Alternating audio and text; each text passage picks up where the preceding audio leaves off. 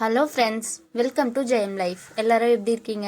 இன்னைக்கு வீடியோவில் நம்ம என்ன பார்க்க போகிறோன்னா, கேழ்வரகு கம்பு வச்சு ஒரு டேஸ்டியான கூழ் எப்படி செய்யலான்னு பார்க்கலாம் வாங்க. அதுக்காக நான் கேழ்வரகும் கம்பும் பாதிக்கு பாதி, 1 கிலோ கேழ்வரகுனா 1 கிலோ கம்பு சேர்த்து அரைச்சி வச்சுருக்கேன். அதில் 2 கப் மாவு எடுத்து நைட்டு தூங்க போகிறதுக்கு முன்னாடியே நல்லா கரைச்சி வச்சுட்டேன். புளிச்ச மாவில் கூழ் செஞ்சால் நல்லா டேஸ்ட்டாக இருக்கும். இன்றைக்கி நான் கூழ் செய்கிறதுக்காக 1 கப் அளவுக்கு சாதம் எடுத்துருக்கேங்க. ஒரு சிலர் அரிசியும் சேர்த்துப்பாங்க. அரிசி சேர்க்குறவங்க முழு அரிசியாக சேர்க்காம மிக்சியில் 2 உடச்சி எடுத்துக்கோங்க. இல்லை கடையிலேயே நொய் அரிசி கூட விற்குதுங்க, அந்த மாதிரி கூட யூஸ் பண்ணிக்கோங்க. இப்போ நம்ம சாதமும் முழுசாக போடுறதில்ல, 2 உடைக்க போகிறோம். அதுக்காக கொஞ்சம் தண்ணி விட்டு நல்லா லைட்டாக கரைச்சி வச்சுப்போம்.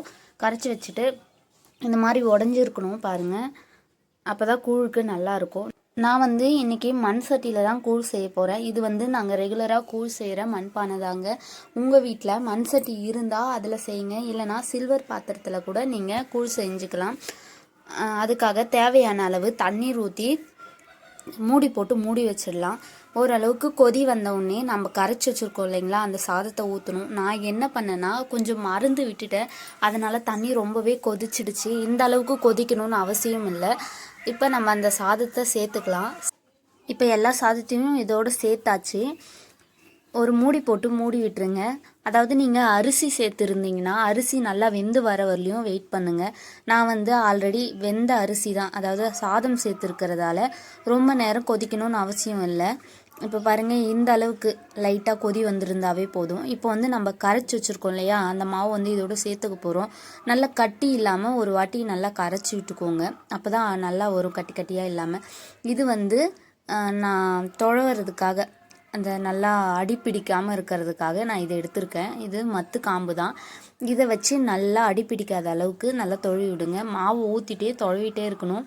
நீங்கள் மாவு ஊற்றிட்டு அதுக்கப்புறம் தொழுனீங்கன்னா கட்டி கட்டியே ஆகிடும்.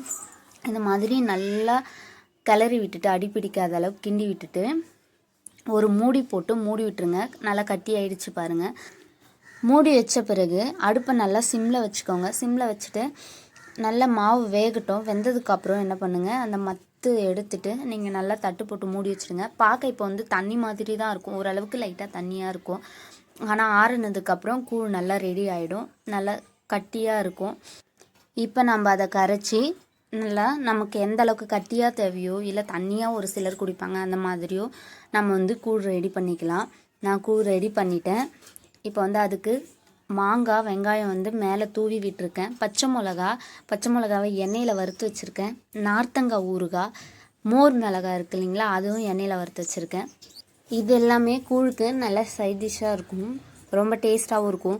இந்த கூழ் கண்டிப்பாக உங்கள் வீட்லேயும் இந்த வெயில் காலத்தில் செஞ்சு கொடுங்க. உடம்புக்கு ரொம்பவே நல்லது, குளிர்ச்சியாகவும் இருக்கும். வீடியோ பிடிச்சிருந்தால் லைக் பண்ணுங்கள், ஷேர் பண்ணுங்கள், மறக்காமல் கமெண்ட் பண்ணுங்கள். நம்முடைய சேனலை சப்ஸ்கிரைப் பண்ணுங்கள். பக்கத்தில் இருக்க பெல் பட்டனை கிளிக் பண்ணுங்கள். அப்போ தான் நான் போடுற வீடியோ உங்களுக்கு உடனே வரும். நன்றி, வணக்கம்.